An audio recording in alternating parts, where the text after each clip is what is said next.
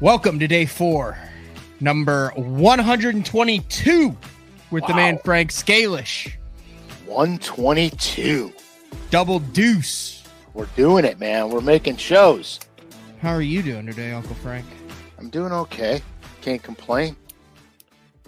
Recorded show today. We've had a couple of the past recorded shows. We've had a banger frog show. Absolutely. A banger frog show. And like I said, it's amazing. I have yet to weigh in a tournament fish on a frog. But that's got to change at some point. It's not that I can't believe on a hollow-bodied frog. A hollow-bodied frog. It's not that I can't believe that. But I kind of can't believe that. Neither can I. And here's the crazy thing. When I was covering the Elite Series tournaments, went to every single one. You know, I wasn't fishing. I was getting paid to go cover the day. Roomed with Dean Rojas for 7 consecutive years, every single event. Was on the water with him, half of them, like doing practice videos and documentation and stuff. Wow. And I've never weighed in a tournament fish on a hollow-bodied frog. And you saw the master in action. I did. Now, I do fish the Harris chain in Florida the first week of October to wrap up the open season. Oh, that could be your first. Could be my first. It could be. It could be my first.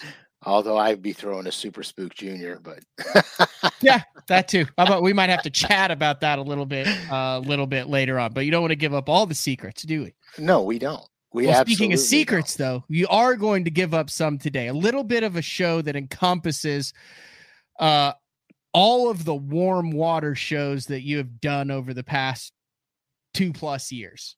And Correct. It's kind of structure fishing secrets, but a little bit more in depth, tying multiple shows together into one show today. I'm excited. I've seen some of the pictures. I've seen some of the diagrams that are going to be in today's show, and this one is packed full of information.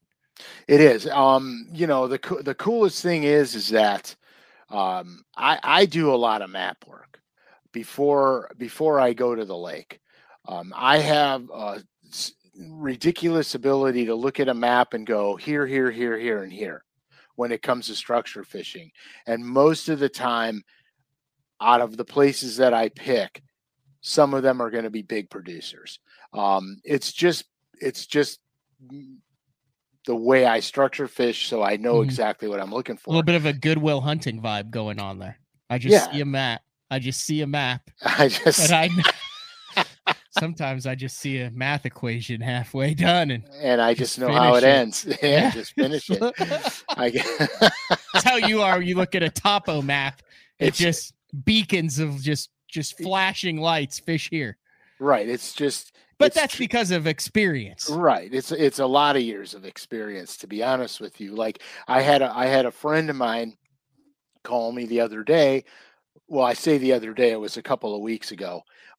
He was going to this lake and he said, "Hey, can you go over a map with me?" And blah, blah, blah. And I'm like, "Yeah, sure." So we went over the maps and we were looking at stuff, and I had some real obvious stuff there that, honestly, it was super obvious. And then I saw some things that were like really sneaky. And I'm like, you got to look at this. When you go there, you have to look at this because there's something going on there. And I said, send me pictures. So he goes to the lake and he checks out a couple of spots, and some of them were producing, some of them weren't, which is just the nature of structure fishing. He goes, "You know your sneaky spot?" And I go, "Yeah." And he sends me a picture of the map where I showed him that spot, and then he sends me pictures of like 4-pound largemouth. And I'm like, "Yeah, dude, right on." So that story is basically, I'm going to show you guys how to do this stuff. I like it. And we're going to talk about, Matt and I are going to talk about using all your surrounding environment to help you find things underwater. Also, certain trees could deem certain things depending on where you find them. So this is what we're going to go through today. Little teaser, but we're on the way. I don't even know where to start now. The beginning. There's no beginning. All I have is a bunch of maps. We'll just pull up the first map and we'll go from there. Okay, so the first map, and I got some photos. You tell me when to put this photo up, because we had, in preparation for the show, folks, I'm not going to lie, we had this pulled up on Google Earth, and then I saved Frank's bacon. There's some information that I didn't want revealed. Yes, and I was like, hey, people can tell where this is based on this. And he's like, get rid of that. We're not showing that anymore. So we took the photo out. So now it's just an indistinguishable body of water. Correct. Somewhere on the East Coast. So this map I'm going to show you is an actual place that I absolutely plastered them on. I won't say the lake, but it's not here. It's not in Ohio for sure. And anyone in Ohio, when they see this map, will know it's not here. Okay, so the first thing I want to talk about is when I see a topographical map, there's certain things I want in one area. So I'm going to look for intersections of river channels, both main and secondary. I'm going to look for flats. I'm going to look for places with high spots on those flats. If I can find it in a tight area, I'll be able to hit all of that in a very short amount of time to see what the bass are holding on, and then I could branch out from there. So on this particular lake, what stood out to me was this cut off the main river channel, the second little cut off the main river channel, the high spot in between. That's a really high spot, isn't it? Like 6 foot? Yes. So this high spot, these two cuts intrigued me. So that's what started getting me there. But then I noticed this. On this river bend, I noticed this.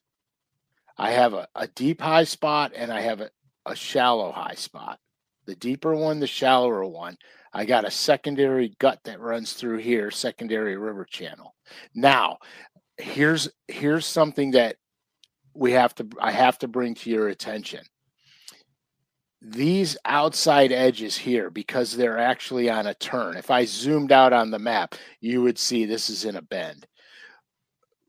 More likely than not, anytime you have structural elements that are on bends, like here, I'll show you this one too, even though this is for something else, this bend right here. Yep. Okay. What that's telling you is that's probably going to be hard rock bottom, because if it wasn't, it would not still be there because of all the current flow going over them. It would have eroded it and it would have been gradual. Right. It would have been just a sand bump or a mud bump. So anyhow, so I come over here and I start my fishing on this edge here. Typical me. I got 2 deep crankbaits, 2 Carolina rigs, and a football jig. And I really catch them good right here. I catch them really good right here on this spot, and I catch them really good right here. So I said, is this in theory, or you actually did this? This is actually the truth. Okay. This is actually a spot that I have on a. All right. This makes it even better. All right. And so then I bumped across the river and I went and I checked this out. And I wasn't catching them over here until I got to here. And then I started casting up. Can you see this? Am I on the page? You're dead nuts on the top high spot. I started catching them on this top high spot here. Yep. Then I positioned my boat back here and started casting to the deeper high spot, parallel on top of the deep high spot, and started catching them. This little area here yielded me 24 pounds of largemouth. Good Lord. It was unbelievable. That rules Norman out of the equation. Yeah, it definitely wasn't Norman. And so what I want you to focus on this particular map is how close all this is. This literally, if I put my bass boat on plane, I'd have to shut down before I got fully on plane because I'd be right here. And already. you got 6 spots right there. Right, 100%.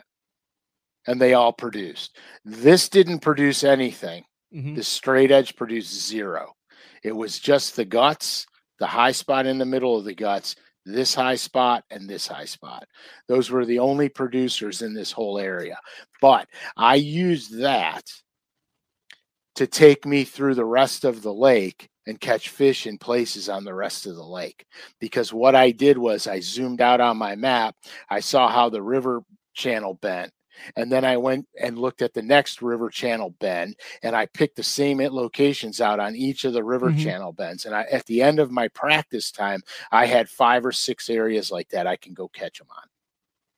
And that's how I broke down this giant lake. This lake is like 192 miles of runnable water. Good Lord. It wasn't a small body of water. So that's the main key when you look at a map. That's the main thing I look for. Now, the other thing I want to talk about is you hear people all the time, they go, well, I was fishing a foundation. Yeah. An old barn foundation or an old house foundation. I'm going to show you the highest percentage places to look for these items. Okay. This is a really good trick, because when you start doing this, you're going to freak out how many old barn or house foundations that you find that aren't even on. They're not on maps. They're not anywhere. This is a really good trick, and it took me a lot of years to figure this out. So this map here, I just call foundations. All right. If you notice, I got the main deep river channel that runs on here. It'll obviously come out here and turns around and then comes back up here. Yep. So there's obviously a turn over there. So here's the key. One of the keys is the road bed that zigzags through this thing, because if there's roads, there's some buildings. The other key, and the main key, is you see how flat it is? Mm-hmm. Your foundations are going to be on the flat stuff. Most people won't build houses on a steep hill. Like, they're not going to build a house here. That's almost a bluff wall underwater. Mm-hmm. So you're not going to see a house here. But where it starts to flatten out, this is the area that you're going to find these foundations in, on all these flat spots. So if I'm in a quest, like let's say I know that the bass are 6 to 12 feet deep, I'm going to look for flats, big, long, wide areas of flats and with roadbed intersections on them. And that's where I'm going to start looking for foundations. Now, obviously, there could be good elements to the roadbed itself, where the roadbed's still intact, has concrete on them, et cetera, dollars to a donut that this one here actually has a bridge on it right there, where the I got you, where it goes over a creek. Right, where it goes over a creek. This probably has a bridge on it over here. And so that's how I'm going to begin looking for my foundations. And so when I'm looking for foundations, most of that work is going to be done on side imaging, because you can cover bigger swaths of water. So I'll parallel the road first before I start crisscrossing here. Before I start doing all this on the flat, I'm going to parallel the road. Just like you're driving it in a vehicle or a covered wagon. In a covered wagon. Because if I'm lucky enough to find parts of that road, a lot of roads are built up to the road. So you've got rock, riprap, possible bridges, embankments. If somebody laid a driveway down and there's a runoff ditch next to the driveway, there'll be a solid concrete foundation there. So that's how you're going to find these foundations, homes or culvert pipes, ditches, et cetera, et cetera. Dumb question. No question is dumb. This one might be pretty dumb. But explain to me and to our listeners how foundations end up underwater. Like, how do these things end up in 6 to 10 to 15 to 20 feet of water? What exactly they are and how old they are? Okay, so first and foremost, you're not going to find foundations offshore in natural lakes. Okay. You're only going to find them in reservoirs. Any man-made lake is going to have them. So what they do is, when they flood the valley, when they So you have a decide river that's going through river runs through it, through a valley with right? floodlands around it and everything. Like the TVA chain of lakes Yep. is a perfect example. Which they did that after, was it one of the world wars to stimulate the economy and to Correct. do for the electricity? And that's true. So what they do is they go in and they'll clear cut a lot of it. A forest. They'll clear cut some of the forest. Sometimes they leave the trees standing. If they have an elevation and they know those trees are going to be 20 feet underwater, they'll leave them. Anything that's shallower, they'll cut them down. Sometimes they take them down to the dirt. Sometimes they just cut them down and there's, 4 foot tall stumps down there. And so the roads, obviously they leave the roads. Yep.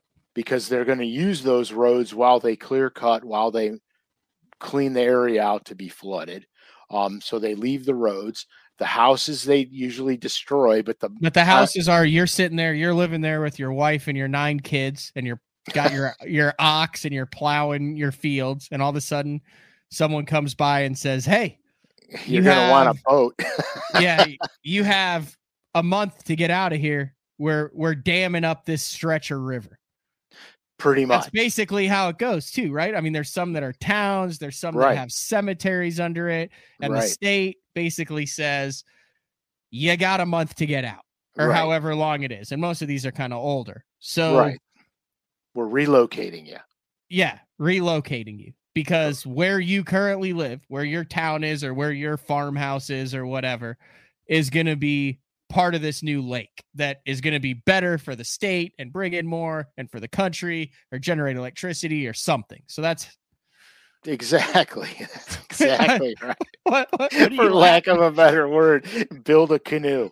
You're going to need it. And so anyway, so what that's they'll a nice do is jalopy, but I traded in for a boat.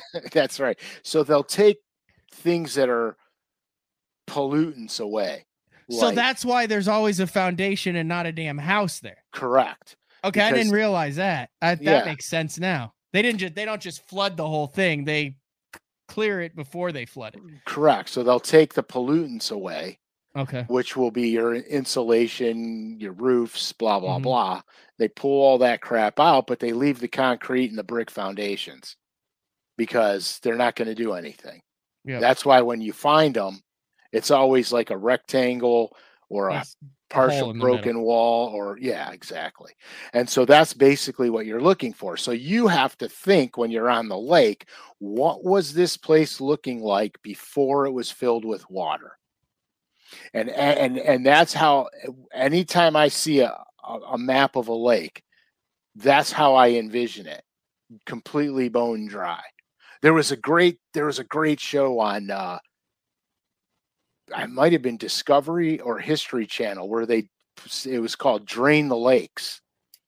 And they showed you the lake, and then they, with computer animation, they sucked the water out of the lake and then showed you, huge structural elements that are famous to certain lakes, et cetera, et cetera. To me, that was a fascinating program. I wish they would still do it with all kinds of different lakes, but they just did the Great Lakes. So anyway, so you picture the thing before it's flooded. That gives you a really good idea of what you're looking at. Deer hunters have an uncanny ability to understand topography, because as a deer hunter, your deer move through the woods almost exactly like bass use the same topography underwater. Ridge lines, high spots, feeding flats, et cetera, et cetera. The behavior is very similar. It's kind of bizarre, but it's very similar. So that's the foundation part. That's how we're looking for foundations. Now, probably the easiest thing on earth on any lake is bluffs. Bluffs are easy to spot. They're easy to see. Now there are underwater bluffs that occur. Can we pause just for a minute? Yes. I'm going to show this real quick. Oh, good. I like when you do this, man. Here, I gotta screenshot it and take the coordinates out of it. So continue on bluff. Should I keep going with bluffs, or should I keep going with bluffs, and then we'll go back? Okay, so I said some bluffs are underwater. So if we go back to our first map, the underwater bluff here is this spot here and this spot here. The contour lines are super tight together. That's a vertical drop on a map. That is super steep. So that's an underwater bluff. It's way offshore, but it's still a bluff. So when you go back to the bluffs on the mainland, you got your map. This is what the bluff looks like on the mainland. You could be driving down the lake. You could see them. They're easy. Bluff wall. Well, the high percentage spots on the bluff wall are the bluff ends. Both ends of the bluff are high percentage spots. So I always start on the bluff ends. It's just they're super high percentage. Are you cutting in with the photo or not yet? Yeah, all you want to go back to it? Go back to your photo, and then I'll go back to the bluffs. This is Western. This is Wicked. I think this is the right one. Oh, there it is. Sweet. That is on a lake in Oklahoma that I've caught fish off of. And you can see it's on a point right there. And that is your foundation. That is right a really good foundation. And that, so this part you can actually barely see when the water's at normal pool, and the rest of the stuff is always underwater. And there's like a little bit here. There's like a concrete slab here. There's a concrete slab here. Maybe probably an outhouse or a who knows what it would be, but that is or a concrete. And it's on a long flat that then drops off into the channel this way about 50 yards. Perfect. That's exactly what you were talking about. Exactly what I'm talking about. That concrete pad was probably for a outbuilding. Right here? The concrete, was probably for a barn or an outbuilding. Yep. And then there's also one here. Yeah, they just pour them on flat pads. That's fabulous. Last time I rolled up on that, I rolled up and there were 5 to 7 inch gizzard shad just frantically jumping out of the water. And what they were doing was they were hitting this wall as they swam across this flat. And they were just, I thought they were getting busted. They weren't. They were just playing. They were just playing, Uncle Frank. Were just playing. Anyway, sorry, I didn't mean to cut off the bluff but no. When I saw that, I was like, that has to be shown. No, that's money, dude. That's money in the bank. So we're on to the bluffs. We know the bluff ends are high percentage. Most of the time, the sheer bluff is not going to be nearly as good unless it's got standing timber on it or unless there's other things going on, which is what I'm about to show you now. So this is a continuation of that bluff. So what you notice here is there's all these indentations on this bluff. Oh, I'm upside down. There's all these indentations on this bluff. Okay, these are broken bluff walls. So what happens here is these are on a map, it looks straight. But if you were to see topography on this is probably a cave-in over here where it's like a little fissure stream, probably eroded it down. Same thing with this one here. This one and this one are probably rock slides where the bluff caved in a little bit and stuck out. So these are the high percentage spots on straight bluff walls. Cave-ins like this usually have brush piled in the bottom of them because natural brush, because anything that's on top of this ridge that falls will fall into those areas. These that stick out like this are rock slides. So where the bluff crumbles down and falls out, so now you've got these rock outcroppings on the bluff. And so now you've got a current break, hard cover, little ways down, you got, trees, brush, et cetera, et cetera. This section here, and I keep doing that because I can't see my computer. I also caught them here really good. These are actual spots that I fished. I actually caught them along here insanely good. On Table Rock Lake. It's a Table Rock. How'd you know? Because I have it on there. On Table Rock Lake right here. Yeah. This little blue stuff that you see sticking out here. Yep. Made it even better, because what happened was the bluff came down, then there was a shelf that came out, then it dropped off that shelf. Yeah. So that was an insane area for me. That's good stuff. It was really good. And so basically the bluff ends, and then right after the opening, the rest of the bluff continued. So it was the opening and then the rest of the bluff continued. So the key also seems to be with me, with everything that you showed, is you want 2 or 3 things happening at once. Absolutely. That is the key. I want to have some diversity in the area that I'm fishing, so I have options. Once you start to narrow down, like if I only caught fish in the sections that were washed out with all the timber, mm-hmm. I could literally put my boat up on plane, run down the lake, and see 50 of those places as I'm running down the lake. So then I could run the pattern. A lot of times when I'm fishing this way, I'm running the pattern, especially if it's visible, like bluff ends, bluff walls. I run the pattern.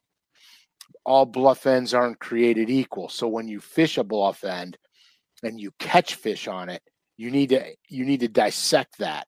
Did it come down, flatten out, drop again? Was there isolated rock piles on it? You have to look at what's going on that bluff end, so you could key in on it. So if you notice, so we're doing a lot of visible, a lot mm-hmm. of stuff as we can see as we're running down the lake. Some stuff you can't see as you're running down the lake. You have to look at your topo map, and of course the foundations you can't see. You have to look at the topo map to see it. So now, that being said, let's talk about something else you could see: road beds. Okay, road beds are on a lot of the maps that we have today. Road beds used to be on paper maps. Back in the day, I used to get a geological survey map. It's called a 7.5 minute map. And it was 1 foot increments of the topography before they flooded the lake. That sounds helpful. Oh, sick helpful. So you could use a compass and a protractor, get numbers, and you could figure out where all this stuff is at home, drinking a beer, sitting down at your kitchen table. Like if there's a couple giant boulders next to the road if there was a small bridge that wouldn't be marked, if there was. Correct. So you're talking about, so if there had been like a quick drop where they'd put a bunch of gravel or something. Right. Or in some instances, like here, if you go to the farm countries and fish some of the reservoirs down there, farmers built what they called wind fences. And a wind fence, they take all the trees when they clear the land to farm. They take all the trees and they pile them up in rows. And they're not straight as an arrow. They're zigzag rows. It's to prevent the wind from blowing across these fields. They're called wind fences. They're actually really good rabbit hunting over there too, but that's another show. You a big rabbit hunter? Yeah, I love rabbit hunting. Wow. I was unaware of that. I learned something new every day 4. We sneak a little out on every day 4. Do you wear a hat? Do you wear one of those hats with the floppy ears and the no, I just wear a blaze orange baseball hat. And then you just tuck them in your vest. And a blaze orange sweater with a blaze orange vest on, because I don't want to get shot. All right. So anyway, we're on wind fences. Right. So these wind fences are in in farmlands, like on Watts Bar, I found a couple of wind fences underwater, and they're just piles of brush that the farmers did. So on those instances, you're going to go and you're going to run down the lake and you're going to see a big farm, or you're going to see an old property that used to be a farm that might be developed now, and know that they probably left that stuff in the water when they flooded it. And you're knowing this because of these 7.5 minute maps. Well, those are visual sighting. The 7.5 minute maps will show you roads, buildings. It's not a photograph. It's a paper map with topography on it, but it'll show you roads and all that stuff. Okay. So you'll see where a neighborhood might have been, or a cemetery might have been. You'll see that kind of stuff.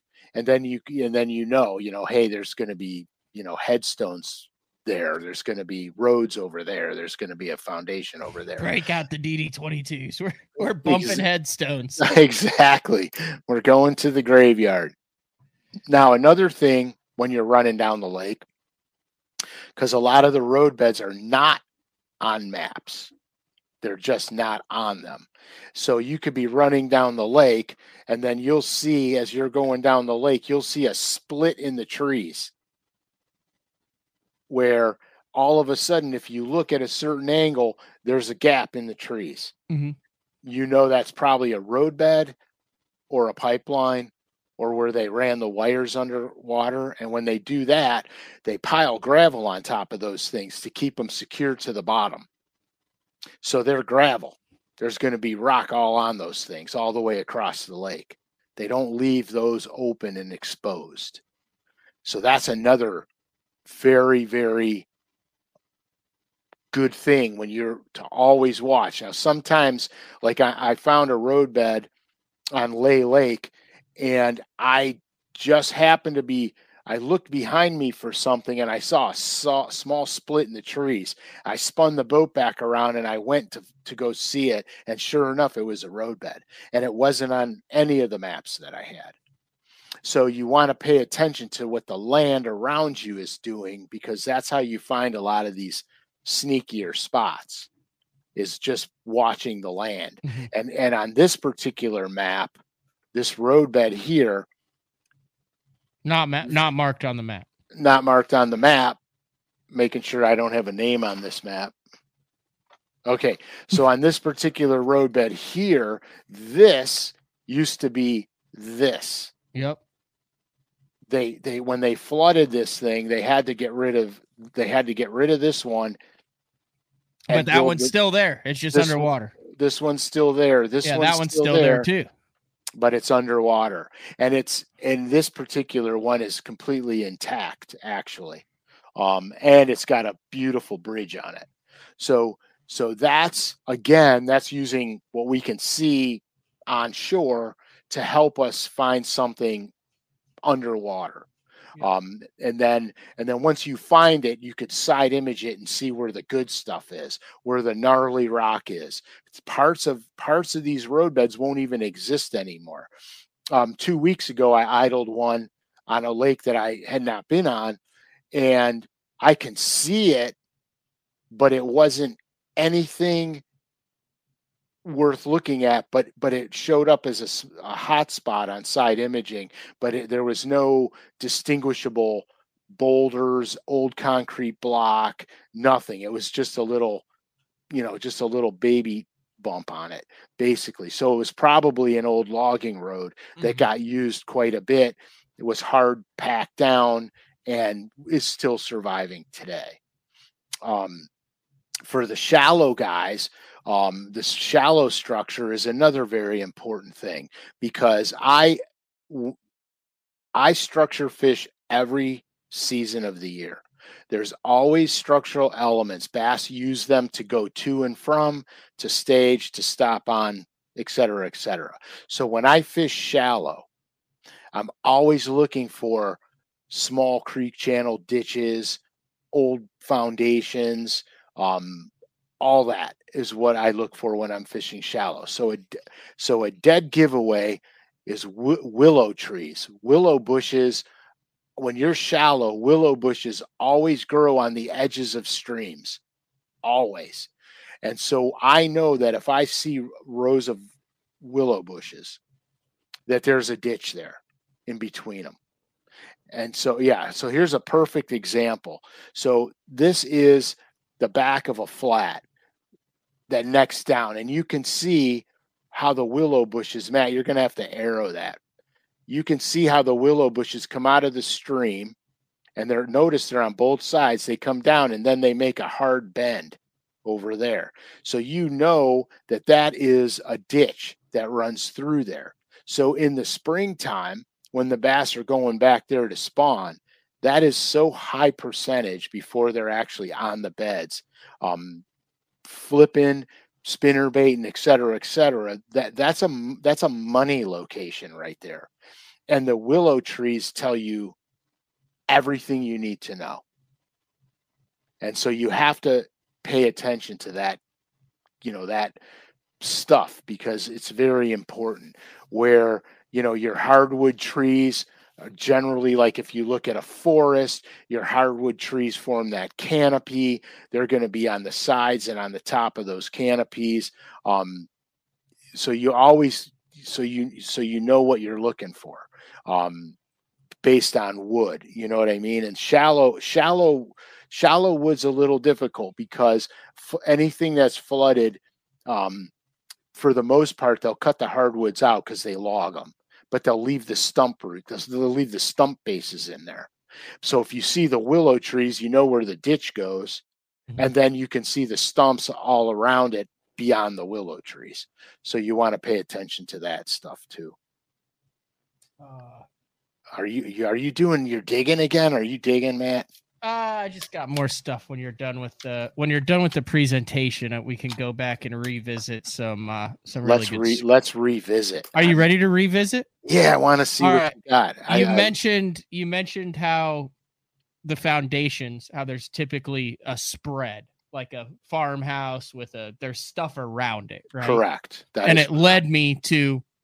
And listen, just the shape of this, there will be people in Oklahoma who recognize this. This is not, I don't know how sneaky it is, so I didn't put any of the coordinates on it. I'm not going to say what name of the lake it is, but it's if you've seen it, you're like, oh, I know where that is.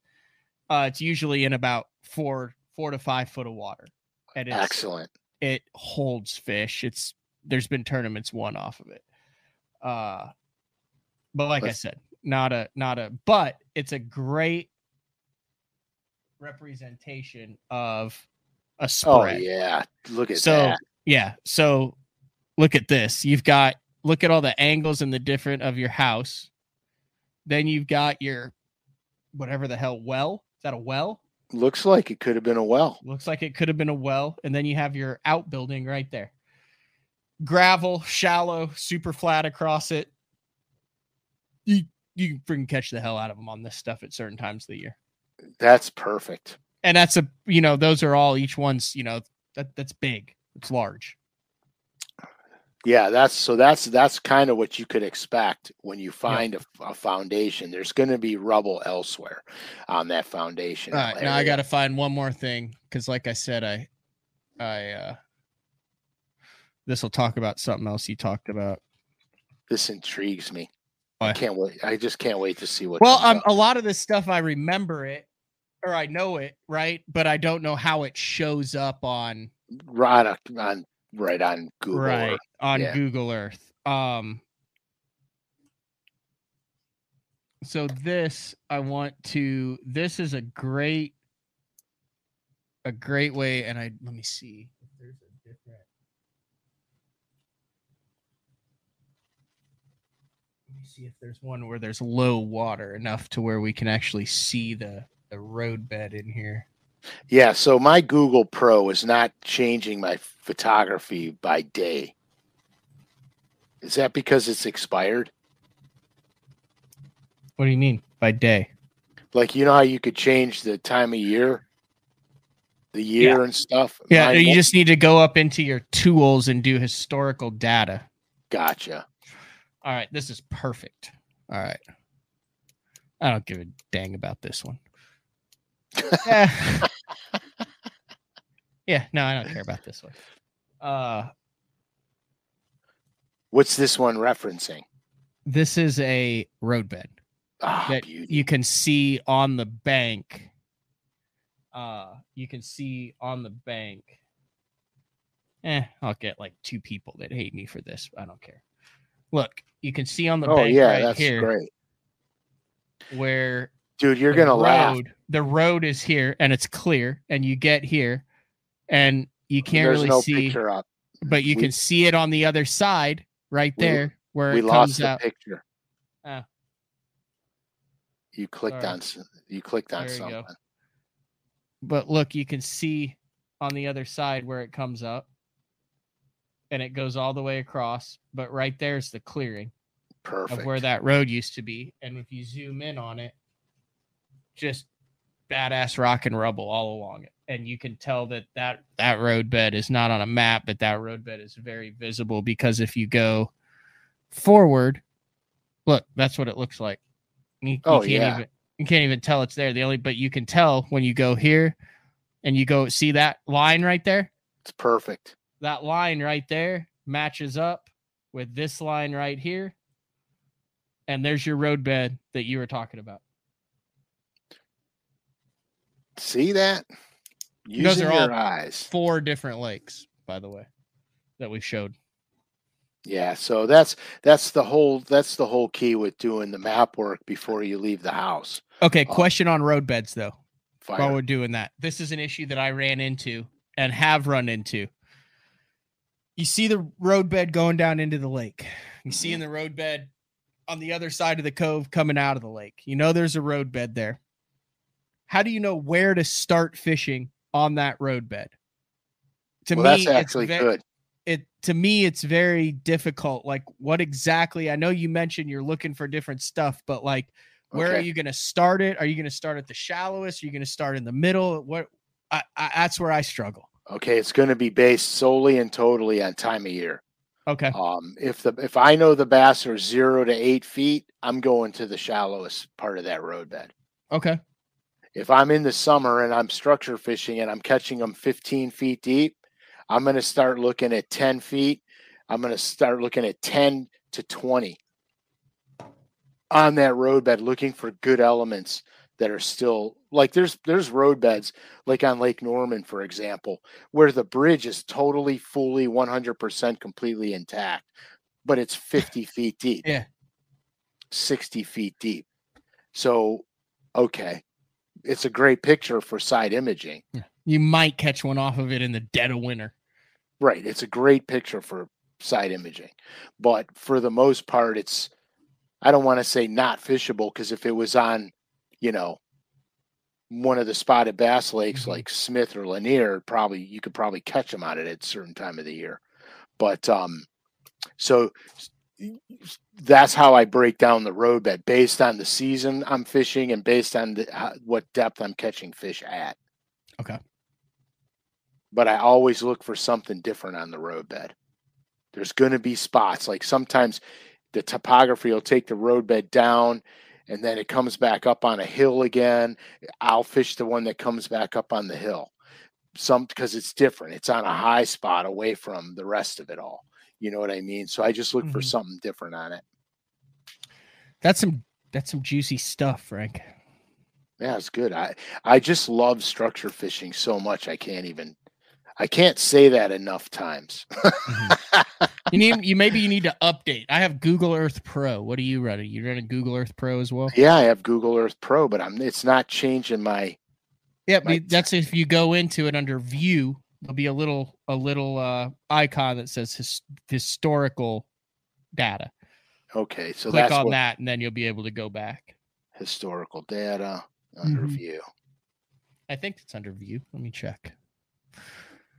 It is. Of course, now it's going to take 30 minutes to pop. View. Perfect. Historical imagery. Historical imagery. Excellent. I'm on it. I appreciate that. All right. What else we got? Speaking about historical imagery. Hit us with it. I made a map of a lake. And when I made this map, I spent the entire day doing nothing but idling around making my own map because I wanted an insanely accurate map for this. So I used, oh God, Navionics Live. And it was supposedly saves it as you go. And when I got home, I wanted to go over the map again. So I pulled it back up on my boat to look at it, and it was gone. And I don't know what I did wrong or if I did anything wrong. Did you not hit save or something? Nothing came up to ask me to save it. Like nothing did. So I researched it and it said that it automatically saves to your unit, but it's not on my unit. And I was wondering, is it not on my unit or do I have to be back on that lake to get my GPS coordinates on there for this image to pop back up? I don't understand this. It's driving me crazy because I spent a lot of time making this map and now it's gone. And I need to know how to save them because I'm all about accuracy. You know what I mean? I hear you. Are you looking it up? No, I'm finding this one lake. Okay, I do not know where this is. I came across this. I think it's the coolest thing that shows the importance of historical imagery. Here, I'll show it. But it has nothing to do with what we're talking about. I just like it. I don't know. I don't even know the name of this lake. But this is 1985. Okay. Got it? I got it. 1996. That's the difference. 85. See this up in here? Yeah, we're talking blow your mind. We're talking water level. Yeah, 96. 96. 2005. Holy smokes. I didn't even move it. Look at this. This is what's underwater. 2009. 2011. 2013, 2013 again, 2014, 2015, 2017, 2019, 2023. Is that not a cool? Oh, that is slick. But that's what it started at. I mean, if you were on the lake, that's what you'd see in 85. And then all of a sudden, bammo. But here, the lake obviously got more water in it in 2022. Yeah, I wonder what lake that is, because that is the Rio Grande. I like to just look at it's on the Colorado River. Oh, that's Elephant Butte. That's why I was looking at that. That's Elephant Butte. Oh, cool. Yeah, that's unbelievable. Yeah, that's cool. I have to get my historical imagery up and running because I love that stuff. Yep. Well, because they draw down tons of lakes across the country, and you can get photos of drawdown periods. Yeah. And then find all kinds of neat stuff. Yep. All right, you need to stay tuned to basszone.com and the BTL YouTube channel. We'll let you know. We're going to be live sometime in the near future. Supposedly me and you together in Ohio, potentially. If you listen to the last regular BTL, I did some on the water stuff. New video equipment, new technology, new audio. Ooh. Did you hear that? If you go back and listen, I mean, it sounds like me and you in studio, but we can be on the water. Oh, that's money. So what do we do for cameras? Just set up GoPros everywhere? No, I've got camera stuff too. You can't give out all the secrets because there's not. I mean, okay. There's a lot of shows in town now, if you know what I mean, Uncle Frank. I think I do. Just hey, I'd like to shout out to everybody who watches this show and anybody who's new watching the show. Got to give you guys a shout out. There you go, Uncle Frank shout out. Is that good? Just a shout out? I don't have to say thanks. It's a shout out. No, we're giving away a bunch of stuff. We've given away stuff before, so shout out. And there's way more. Hey, look, there's more shout outs where those came from. Yeah, I'm just going to be real honest. We're going to do a lot of things in the near future. I've been very busy creating new colors, and I think we're going to have a signature series coming out pretty soon, so ooh, be aware. And as always, Day 4 listeners, there will be opportunities to get your hands on things before, order things before. Like I said, we've been through the learning and growing curves with the Color 7. Exactly. We sure did. My favorite part. Yeah. My favorite part of Color 7 was when we were making fun of breaking this site down. Oh yeah, wouldn't that be cool if we just froze it? No, it wouldn't be cool because it took 6 months to straighten it out. And then we did freeze it. That's power. That's power. That was good stuff. And heck, it's already, I mean, I don't want to put the cart ahead of the horse, but it's already July. We're 3 months away from epic crappie action in Oklahoma, and I think all I have to do is say, hey, I got these 3 days open and you're in the truck headed this way. Dude, I'll be halfway there before we hang the phone up. All right, great stuff today. I have to get some of those long rods, dude. I've got all of them. I told you, just tell me what you want and I'll have them sent your way. That's what I'm talking about. I know a guy who knows a guy who's friends with the guy. That's perfect. Everybody needs to know a guy.